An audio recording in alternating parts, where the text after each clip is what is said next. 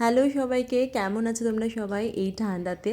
আশা করছি সবাই খুব ভালো আছো, ভীষণ প্রোটেকশন নিয়ে থাকো, কারণ ঠান্ডা কিন্তু একবার লাগলে সারতেই চাইছে না। যাই হোক, তো আজকে আমি একটা পিনাটা কেকের ভিডিও নিয়ে এসেছি তোমাদের কাছে। হ্যাঁ, পিনাটা কেকটা অ্যাকচুয়ালি আমার ভিডিও এর আগে কখনো দেওয়া হয়নি।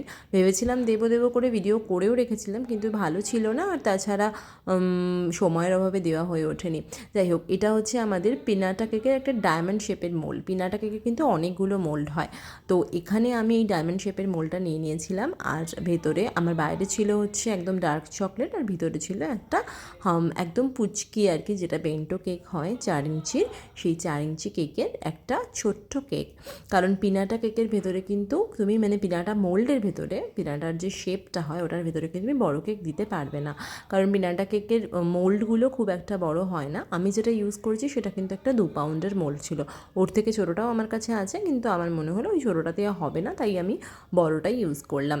যাই হোক, কেকটা আমি রেডি করছিলাম, আর ওই দিকে দেখতেই পেয়েছো চকলেটটাকে আমি ভালো করে মেল্ট করে নিয়েছি, এবং চকলেটের কোটিং প্রথমে পিনাটার মোল্ডটাকে আমি ভালো করে ফ্রিজ করে নিয়েছিলাম, যেটা খুব ঠান্ডা হয়ে গেছিলো, তাই জন্য চকলেট দেওয়ার সঙ্গে সঙ্গে ওটা শেপ নিয়ে নিয়েছিলাম মোটামুটি।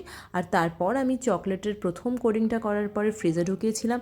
ফ্রিজে ভালো করে সেট করার পরে আমি কিন্তু সেকেন্ড লেয়ারের কোটিংটা করেছিলাম। কিছু কিছু ক্ষেত্রে এমন হয় যে সেকেন্ড কোটিং দেওয়ার পরেও কিছু জায়গায় হয়তো ফাঁকা থেকে যায়, ওটাকে ভালো করে ঘুরিয়ে নিতে হয়, তারপর থার্ড কোটিং দিতে হতে পারে।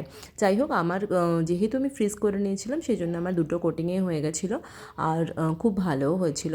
এখানে আমি দেখতেই পাচ্ছ যে একদম 4 ইঞ্চির ছোট্ট একটা কেক রেডি করে নিয়েছি, যেটার ইনসাইড কিন্তু ম্যাঙ্গো ফ্লেভার ছিল। আর তারপর আমি পিনাটার মোল্ডটাকে নিয়ে এসে ফাইনালি এটাকে আমি ভালো করে ডিমোল্ড করে নিয়েছি। খুব আস্তে আস্তে করতে হবে, এটা সিলিকনের কোনো প্রবলেম হবে না, বাট প্লাস্টিকেরও পাওয়া যায়, সেক্ষেত্রে ভীষণ কিন্তু আস্তে আস্তে তোমাদেরকে ডিমোল্ড করতে হবে।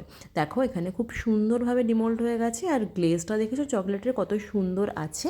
আমি এখানে পুরো কেকটার উপরে পিনাটার এই যে স্ট্রাকচারটা এটা বসিয়ে নিয়েছিলাম, আর উপরে আমি নর্মাল একদম ওই যে চকলেট মেল্ট করেছিলাম সেই চকলেটই মেল্ট করে আমি এটার উপরে গার্নিশিংয়ের জন্য এইভাবে কিছু গোল্ডেন হার্টস বল, তারপর আরও যা যা হয় সব দিয়ে নিয়েছিলাম। তারপর ফাইনাল লুকটা কিন্তু যথেষ্ট ভালো এসেছিল।